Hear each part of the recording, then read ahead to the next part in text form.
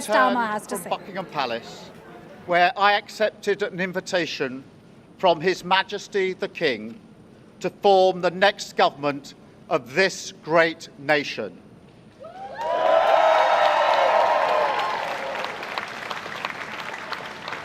I want to thank the outgoing Prime Minister, Rishi Sunak. His achievement as the first British Asian Prime Minister of our country, the extra effort that will have required, should not be underestimated by anyone. And we pay tribute to that today. And we also recognise the dedication and hard work he brought to his leadership. But now our country has voted decisively for change, for national renewal, and a return of politics to public service.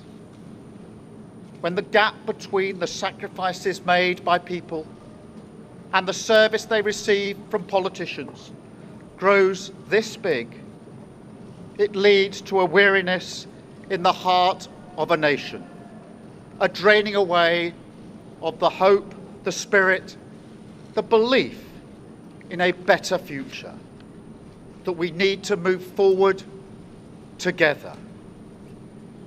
Now, this wound, this lack of trust, can only be healed by actions, not words. I know that. But we can make a start today with the simple acknowledgement that public service is a privilege and that your government should treat every single person in this country with respect. If you voted Labour yesterday, we will carry the responsibility of your trust as we rebuild our country. But whether you voted Labour or not, in fact, especially if you did not, I say to you directly, my government will serve you. Politics can be a force for good. We will show that.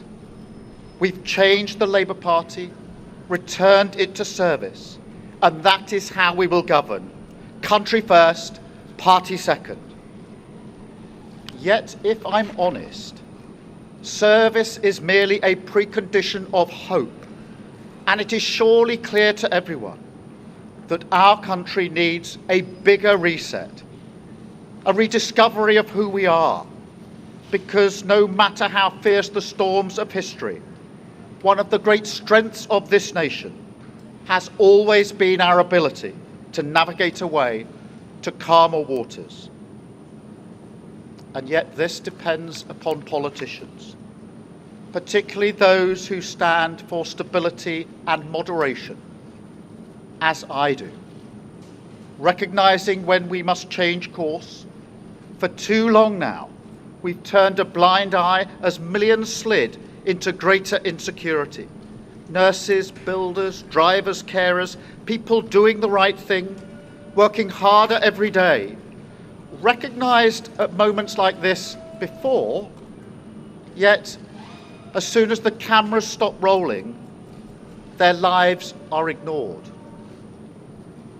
I want to say very clearly to those people, not this time.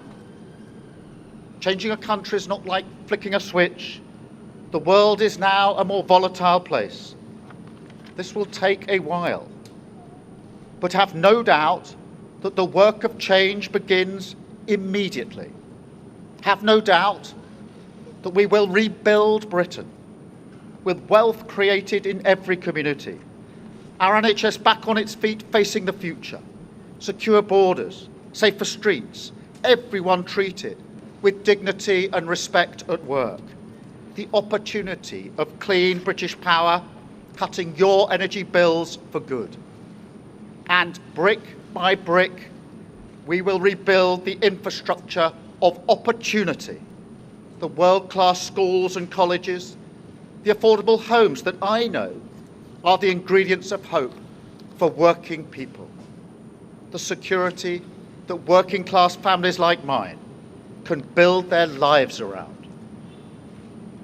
Because if I asked you now whether you believe that Britain will be better for your children, I know too many of you would say no.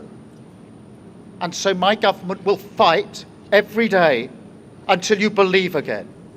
From now on, you have a government unburdened by doctrine, guided only by the determination to serve your interest, to defy, quietly, those who have written our country off.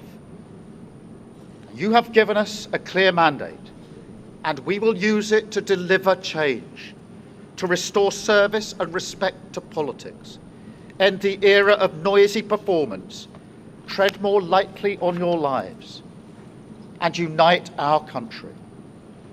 4 nations standing together again, facing down, as we have so often in our past, the challenges of an insecure world, committed to a calm and patient rebuilding.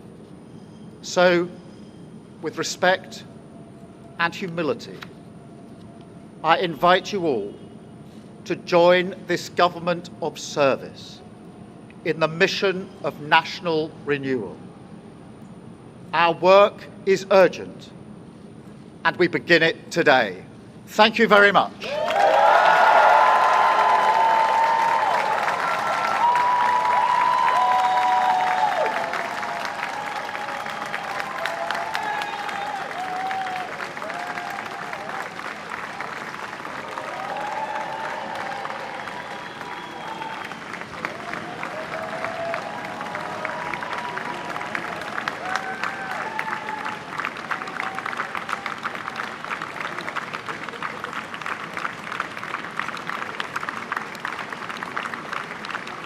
Right, that was Sir Keir Starmer delivering his first historic speech from 10 Downing Street as the new Prime Minister of Britain. Let's quickly go